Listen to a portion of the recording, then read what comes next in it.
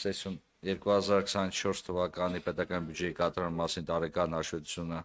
ներկայացնելու համար ամբիոնի մոտ եմ հրավիրում կոռուպցիայի կանխարգելման հանձնաժողովի նախագահի պարտականությունները կատարող Տիկին Մարիամ Գալստյանին։ Խնդրեմ Տիկին Գալստյան։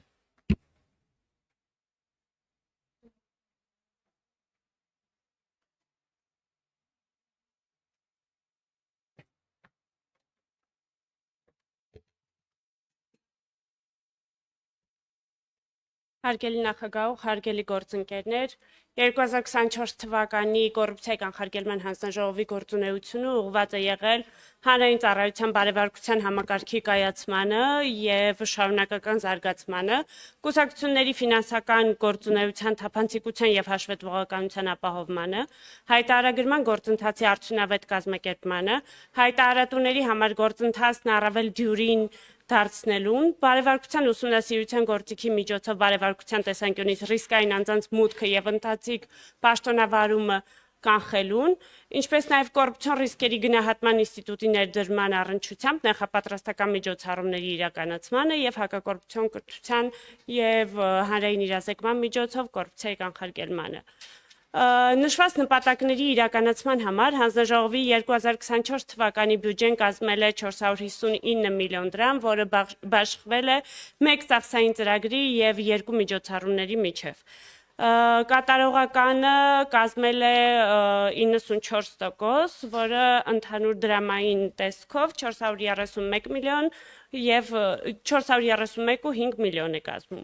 Ծրագրի շրջանակներում նախ ուզում եմ ընդգծել, որ հաշվետու ժամանակահատվածում հանձնաժողովի 2 առանցքային գործառույթ թվայնացվել է, մասնավորապես 24 թվականին ստեղծվել է հակակոռուպցիոն կրթության էլեկտրոնային հարթակը, որը գործարկվել է արդեն 2025 թվականի ապրիլից եւ 25 թվականի երկրորդ եռամսյակի դրությամբ կայքում գրանցված է արդեն 339 անձ, որից 184-ը հանրային ծառայողներ են։ Ընդ որում դասընթացները հաջողությամբ ավարտել են ընդհանուր առմամբ 163 անձինք եւ նրանք ստացել են ավարտական վկայականներ։ Հաջորդ կարևոր նախաձեռնությունը վերաբերում է կուսակցությունների ֆինանսական հաշվետվությունների միասնական ռեեստրի ստեղծմանը։ Այս առումով հանձնաժողովի կայքեջում մի թիվս հայտարարագրման ռեեստրի արդեն իսկ հասանելի են նաեւ կուսակցությունների ներկայացրած ֆինանսական հաշվետվությունները, ինչպես նաեւ կուսակցությունների ղեկավար մարմնի անդամների գույքի եւ եկամուտների հայտարարագրերը։ Հատկանշական է, որ 2 ռեեստրներն էլ կառուցված են բաց տվյալների տրամաբանությամբ, այսինքն առկա է հնարավորություն միանալու հրապարակային տվյալների շտեմարանին եւ այս գործիքը ակտիվորեն կիրառվում է հասարակական կազմակերպությունների եւ ԶԼՄ ներկայացուցիչների կողմից։ 24 թվականին հանձնաժողովը իրականացրել է պետական ֆինանսավորման շահառու 5 կուսակցությունների 2022 եւ 23 թվականների տարեկան հաշվետվությունների պարտադիր աուդիտը եւ ստուգումը։ Կուսակցությունների տարեկան հաշվետվությունների ստուգման գործընթացում հարուցվել են վարույթներ, ինչպես նաև ներկայացվել է 4 հաղորդում, գլխավոր դատախազություն եւ նախաձեռնվել են քրեական վարույթներ։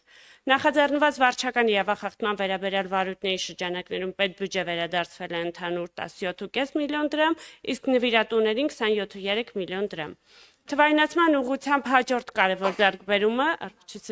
վերաբերել է հայտարարագրման հարթակի շարունակական բարելավմանը, մասնավորապես հարթակը ներկայում ապահովում է տվյալների փոխգործելիություն ոչ միայն ՊԵԿ եւ բնակչության պետական ռեգիստրի տվյալներին, այլև ճանապարհային ոստիկանության եւ պետական ռեգիստրի տվյալների շտեմարաններին։ Ընդ որում կադաստրի շտեմարանը եւս միացած է մեր հարթակին, սակայն տվյալների տարբերության պատճառով դեռևս հանձնաժողովը նպատակահարմար չի համարում հրապարակումը եւ ինքնաշխատ ներբեռնումը, ուստի սահմանափակել ենք տվյալների ինքնաշխատ ներբեռնումը։ Նախորդ տարի նոր համակարգում գործարկվել է ուղղման դիմումների ներկայացման ֆունկցիոնալությունը, ինչպես նաեւ ընթացք են ստացել 23 թվականից ի վեր ներկայացված բոլոր ուղղման դիմումները, այդ թվում նախորդ համակարգով ներկայացվածները։ Հանձնաժողովի կողմից իրականացված իրազեկման միջոցառումների եւ հայտարարագրերի չներկայացման համար զուգահեռ վարույթների արդյունքում մենք ունենք շատ լավ տվյալ, այսինքն չներկայացված տվյալների քանակը նվազել է, մասնավորապես 2023 թվականներին մայիսի 31-ի դրությամբ 693 պաշտոնատարանց չեր ներկայացրել հայտարարագիր, մինչդեռ այս պահին մենք ընդամենը ունենք 5 պաշտոնատար անձ, ովքեր տարեկան հայտարարագիր չեն ներկայացրել, այսինքն շուրջ 600%-ով ցուցանիշը նվազել է։ Հաշվետու ժամանակահատվածում օրենքով սահմանված դեպքերում իրականացվել է հայտարարագրերի վերլուծություն։ 24 թվականի ընթացքում հանձնաժողովի կողմից առաջին անգամ կայացվել է հայտարարագրերի վերլուծության շրջանակում իրավիճակային հայտարարագիր պահանջելու մասին որոշում 4 դեպքով եւ նաև այդ դեպքերի հաշվառմամբ 8 հաղորդում է ներկայացվել գլխավոր դատախազություն։ Անդրադառնալով հանրային պաշտոն զբաղեցնող անձանց հանրային ծառայողների բարևարկության համակարգին, պետք է նշել, որ հանձնաժողովը հաստատել է վարքագծի կանոնների, նվերների ընդունման սահմանափակումների վերաբերյալ օրենսդրական ակտերը, զուգահեռաբար իրականացվել է ընդհանուր թվով 119 ուսումնասիրություն, որից 58-ը մեդիա հրապարակումների, իսկ 58-ը դիմումների հիման վրա, ևս 3-ը հանձնաժողովում իրականացվող այլ գործառույթների հիման վրա։ 24 թվականի նախորդ տարիների համեմատությամբ էապես ավելացել է շահերի բախման դեպքերի վերաբերյալ հանձնաժողով ներկայացված դիմումների եւ հրապարակումների քանակը, մասնավորապես 119 ուսումնասիրությունից 50-ը վերաբերել են շահերի բախման իրավիճակներին։ Մինչդեռ 2023 թվականներին այդ մասով ընդամենը 6 դեպք էինք ունեցել։ Անհամատեղելիության պահանջների վերաբերյալ իրականացված ուսումնասիրությունների թիվը կազմել է 50, որը նախորդ տարիների համեմատությամբ չի փոփոխվել։ Վարքագծի կանոնների ուսումնասիրությունները եղել են 19, նվերների վերաբերյալ սահմանափակումները 10։ Շահերի բախման դեպքերի քննության արդյունքում հանձնաժողովի կողմից 24 թվականին հարուցվել է 6 վարույթ, վարքագծի կանոնների դեպքով 6 վարույթ 6-ն էլ եզրափակվել են տույժի կիրառմամբ, հանձնաժողովի կողմից իրականացված վարութային գործընթացներից բացի 2 դեպքում հաղորդում է ներկայացվել գլխավոր դատախազություն։ Վարքագծի կանոնների առերևույթ խախտման տեսանկյունից ևս հարուցվել է 5 վարույթ, որից 2 դեպքով հանձնաժողովը եզրահանգել է, որ առկա է խախտման առկայություն, մյուս 3 դեպքով, քանի որ զուգահեռ եղել են նաև քրեական վարույթներ, հաշվետու ժամանակահատվածում վարույթները կասեցված են եղել։ Հանձնաժողովը 24 թվականին նախաձեռնել է տարածքային եւ տեղական մակարդակում ղեկավար պաշտոն զբաղեցնող անձանց շրջանում անհամատեղելիության պահանջների պահպանման մշտադիտարկում, որի շրջանակներում 105 պաշտոնատար անձ անցել է մշտադիտարկում։ 2024-ից 25 թվականներին հանձնաժողով են ներկայացվել հանրային պաշտոն զբաղեցրած անձանց կողմից ստացված նվերների հաշվառման 72 ձևաթղթեր, որից 30-ը հաշվառվել է 24 թվականին, 42-ը արդեն 25-ին։ Հաշվետու ժամանակաշրջանում հանձնաժողովի կողմից ընդհանուր առմամբ իրականացվել են թվով 778 վարույթներ, մասնավորապես հանձնաժողովի կողմից իրականացված վարույթներից 98-ը եզրափակվել են վարչական տույժ նշանակելու մասին որոշմամբ, մյուս դեպքերում հանձնաժողովը կայացրել է բանավոր դիտողություն եւ սա ամբողջությամբ տեղավորվում է մեր կանխարգելիչ մանդատի շրջանակներում, քանի որ հանձնաժողովը գտնում է, որ շատ դեպքերում, երբ որ հնարավոր է եզրահանգել նվազնշանակության, մենք նվազնշանակություն ենք կիրառում, որպեսզի խրախուսենք վարքագծի փոփոխությունը։ Այս առումով կցանկանայի շեշտադրել, որ հանձնաժողովի լիազորությունների շրջանակներում իրականացված վարույթների արդյունքային ցուցանիշը 6 անգամ աճել է, այսինքն եթե նախկինում վարույթների թիվը 2023-ին 137 էր, այս տարի 24 թվականին եղել է 778։ Եվ բարևարկության ուսումնասիրության առնչությամբ, ինչպես տեղյակ եք ազգային ժողովի ընդունած փոփոխությունների արդյունքում ներդրվեց քննչական կոմիտեում բարևարկության ուսումնասիրություն անցնելու պահանջը, ինչպես նաև ընթացիկ բարևարկության ինստիտուտը, որը ենթադրում է գործող պաշտոնավարող անձանց բարևարկության ուսումնասիրություն, դրա հետևանքով հանձնաժողովը արդեն ընդունեց 2024 թվականին բոլոր ենթաօրենսդրական ակտերը, մասնավորապես լրացման կարգերը, հարցաթերթիկները եւ մեթոդաբանությունը ստուգման, որը հասանելի է եւ հրապարակային է, որպեսզի անձանց համար կանխատեսելի լինի, թե հանձնաժողովը որ դեպքերում կարող է իրենց վերաբերյալ տրամադրել բացասական եզրակացություն։ Եվ բարևարկության ուսումնասիրության վիճակագրական տվյալների մասին խոսելիս պետք է ասել, որ 24 թվականին թեկնածուների տեսանկյունից 336 անձ է անցել բարևարկություն, իսկ ընթացիկ բարևարկություն անցել են արդեն 119 անձինք, որոնք հիմնականում քննչական կոմիտեի աշխատողներն են եղել, քննչական կոմիտեում ինքնավար պաշտոն զբաղեցնող անձին։ Նման մոտեցումը պայմանավորված էր նրանով, որ ԵՄ բյուջետային աջակցության ֆինանսավորման համաձայնագրով նախատեսված էր, որ քննչական կոմիտեի գործող պաշտոնավարող անձանց 14%-ը պետք է անցներ բարևարկության ուսումնասիրություն եւ դա բյուջետային աջակցության նախապայման էր եւ հանձնաժողովը հասցրեց 2024 թվականին այդ նախապայմանը ապահովել։ Եվ հանձնաժողովը կոռուպցիոն ռիսկերի գնահատման մեթոդաբանության հաստատման իրավասություն վերապահելու առնչությամբ օրենսդրական կարգավորումներ հանձնաժողովի նման իրավասություն վերապահելու առնչությամբ օրենսդրական կարգավորումները ինչպես տեղյակ եք դեռևս չեն ընդունվել, բայց մշակվել են եւ քննարկման փուլում են, սակայն հաշվի առնելով գործընթացի կարևորությունը հանձնաժողովը երկու փուլով պիլոտային աշխատանքների իրականացրել, մասնավորապես մենք ունենք երկու զեկույց, մեկը ներքին գնահատման առնչությամբ, 3 կազմակերպությունում իրականացվել են ներքին կոռուպցիոն ռիսկերի գնահատում եւ հրապարակվել է զեկույց եւ մեկը արտաքին զեկույց։ Վերջում կուզենայի նշել, որ հանձնաժողովը գործարկել է իր նոր պաշտոնական կայքէջը, որը օգտատերերի համար շատ ավելի դասակարգված տեղեկատվություն ունի եւ հրապարակվող տեղեկությունը առավել մատչելի եւ հասանելի է։ Նշվածի համատեքստում հնարավորություն է տալիս բարձրացնելու հանձնաժողովի գործունեության թափանցիկությունը եւ հանրային հաշվետվողականությունը։ Շնորհակալություն։ Շնորհակալություն Տիկին Գալստյան, հարցեր հիմնական զեկուցողին։ Խնդրեմ, Տիկին։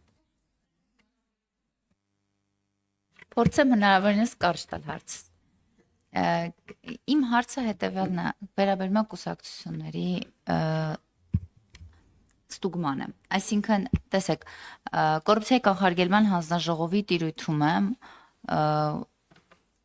աուդիտ իրականացնող ընկերության մրցույթի հայտարարումը, ընտրությունը, մի խոսքով, մենք կուսակցությունները որևէ կերպ տեղյակ չեն մրցույթի իրականացումը, ֆինանսական միջոցների պայմանագրի, մենք ընդհանրապես կնքում ենք պայմանագիր, աուդիտը գալիս է եւ իր ուսումնասիրությունները կատարում է կուսակցությունում։ Հիմա ուզում եմ հասկանամ կոռուպցիայի կանխարգելման հանձնաժողովի եւ աուդիտի միջև եղավ վստահությունը կա թե չկա, այսինքն դուք չեք վստահում աուդիտի եզրակացությանը, հարցս ավելի կոնկրետ հնչեցնելու հետ կապված, ինչու եք նույն ուսումնասիրությունն անում, ինչ աուդիտն է անում, այսինքն նույն փաստաթղթերը, որ ներկայացնում է կուսակցությունը աուդիտին, տրամադրում է նաև կոռուպցիայի կանխարգելման հանձնաժողովին, բանկի քաղաքացիները հաստատված, կնքված եւ այլն։ Ուզում եմ հասկանամ, դա ձեր կողմից ձեռնարկված որոշում է, օրենքի պահանջ է, թե նաև աուդիտի նկատմամբ լրացուցիչ վերահսկողությունը։ Շնորհակալություն Տիկին Մանավազյան, բացառապես օրենքի պահանջ է, քանի որ աուդիտը իր իրավասությունների շրջանակներում է հաշվետվությունների հիման վրա այնքանով որքանով կարողանում են իրենք են ստուգում, մենք այլ գործիքակազմ ունենք, այլ հարցումների միջոցով եւ մենք ընդամենը տվյալները, քանի որ օրենքով ունենք լիազորություն, բայց շատ դեպքում նաեւ որոշ տարբերություն են լինում, բայց դա բացարձակ չի նշանակում, որ վստահության խնդիր կա, ուղղակի հանձնաժողովը այլ գործիքակազմով է ստուգում հաշվետվությունները եւ հիմք է ընդունում նաև աուդիտի ներկայացրած տեղեկությունները, այսինքն դուք երևի տեսել եք, որ առանձին աուդիտը նաև մեզ օգնում է, բայց մենք չենք սահմանափակվում աուդիտի ներկայացրած տեղեկություններով։ Արձագանք ունեք։ Լիա, զուտսը այն նպատակով, որ ձեր կարողությունները հնարավորություն ունեք լրացուցիչ այդքան կրկին վերստուգելու աուդիտի արած աշխատանքը եւ այլն ներդնելու, որտեվ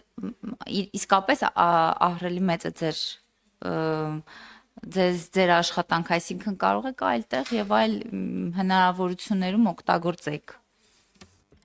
Շատ շնորհակալություն, բայց դա օրենքին է որոշել, որ պիտի լինի աուդիտ ու դա երևի թե հանրային վստահության բարձրացմանն է ուղղված եղել, քանի որ լրացուցիչ գործիք է առկա, որ հնարավորին հանձնաժողովը միայնակ չորոշի կուսակցությունների ֆինանսավորումը, նաև լինի անկախ աուդիտից բացի նաև լինի մեր դիրքորոշումը համադրած տվյալներով։ Այլ հարցեր։ Խնդրեմ, Տիկին Ջուլակյան։ Շնորհակալ եմ Տիկին Գալստյան, դուք ձեր զեկույցում նշեցիք, որ առաջին անգամ իրավիճակային հայտարարագիր պահանջելու գործիքն եք կիրառել, ինձ հետաքրքիր է թե ինչ ազդակ եք ունեցել հանձնաժողովի, ինչ խնդիր է արձանագրել, որ ստիպել է իրավիճակային հայտարարագիր ներկայացնել, եւ եթե հնարավորություն ունեք նաեւ մանրամասներ ներկայացնելու, թե օրենքը դա թույլ է տալիս ձեզ, խնդրեմ դա էլ արեք, շնորհակալ եմ։ Շնորհակալություն Տիկին Ջուլհակյան, առաջին դեպքը վերաբերում էր պաշտոնատար անձի,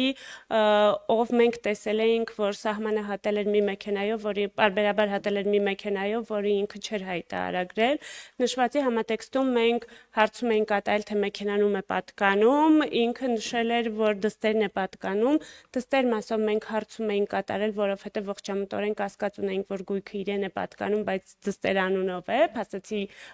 տիրապետողը ինքն է։ Հարցում էինք կատարել դստերը, իրավիճակային հայտարարագիր էինք պահանջել ու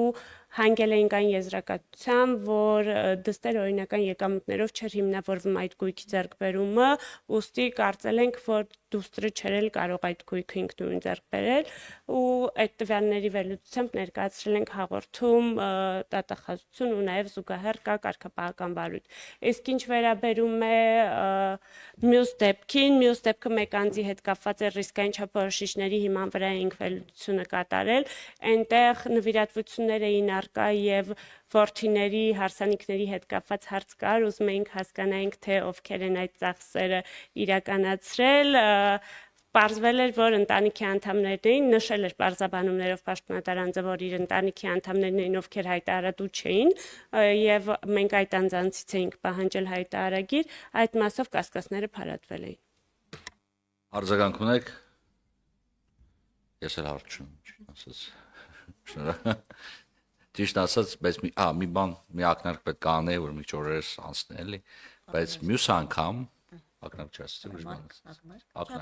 Ակնարկ եմ ասում։ Մյուս անգամ բայց ես հրավիրելու ենք եւ բյուջետային քննարկումները կազմակերպելու ենք ոչ թե հունիս ամսվա սկզբին, այլ մայիսի 22, 23, 24-ին մոտավորապես, որ նաեւ պատասխանեք բոլոր մեր հարցերը, որոնք առաջանում հայտարարի լրացման հետ կապված։ Շնորհակալություն։ Եթե դեմ չեք մի ակնարկ չի, բայց ռեմարկե ես անեմ, քանի որ Տիկին Գալստյանը շուտով նորից գալու է ազգային ժողով, արդեն տարեկան հաղորդում ներկայացնելու, այնտեղ ավելի լայն հնարավորություններ կունենանք արդեն լիագումար նիստերի դահլիճում հանձնաժողովի գործունեության վերաբերյալ հարցեր ուղղել։ Շնորհակալություն։ Դեռ ավելի ասեմ, որ սույն թվականի հունիսի 12-ին ժամը 11 էր կարծես թե 10-ին, չէ, 11-ին կորոշը։ 11-ին մենք ունենալու ենք հանձնաժողովի նիստ, որի օրակարգում ներառված նաև կոռուպցիայի կանխարգելման հանձնաժողովի հաղորդման ներկայացումը։ Այնպես որ սիրով հրավիրում ենք բոլորիդ։ Շնորհակալ